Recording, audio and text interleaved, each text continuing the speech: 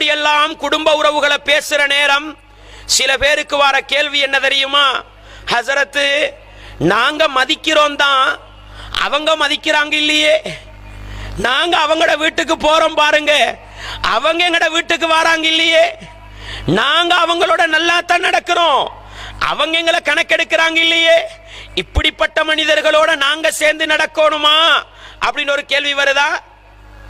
அப்படி ஒரு கேள்வி வருதா?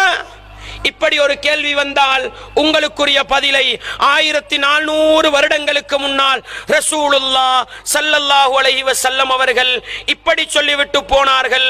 உள்ளத்தில் ஆழமாக பதிவு செய்து கொள்ளுங்கள். ஒரு நபித்தோழர் வருகிறார். எப்படி கேட்டார்?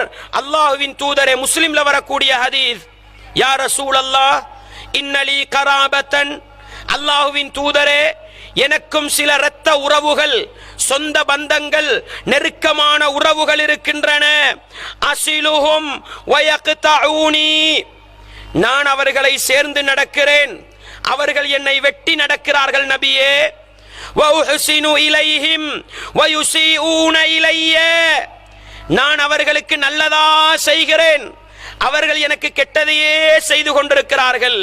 வஅஹ்லுமு அன்ஹும் வயஜ்ஹலூன அலைய, அவர்களை நான் நல்லவர்களாக காட்டுகின்றேன், அவர்கள் என்னை மடையர்களாக காட்டுகிறார்கள்.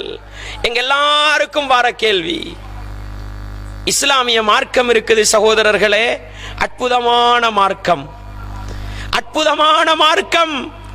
மனிதனை சுவனத்துக்கு அழைத்து செல்வதில் மிகவும் கவனம் செலுத்திய ஒரு மார்க்கம் இஸ்லாமிய மார்க்கம். எங்க எல்லாருக்கும் உள்ள பிரச்சனை அந்த நபித்தோழர் கேட்டாரு பாருங்க. நாங்க மதிக்கிறோம், அவங்க மதிக்கிறாங்க இல்ல. நாங்க கொடுக்கிறோம், அவங்க தாராங்க இல்ல. நாங்க நல்லது செய்யறோம், அவங்க தீங்கு செய்யறாங்க.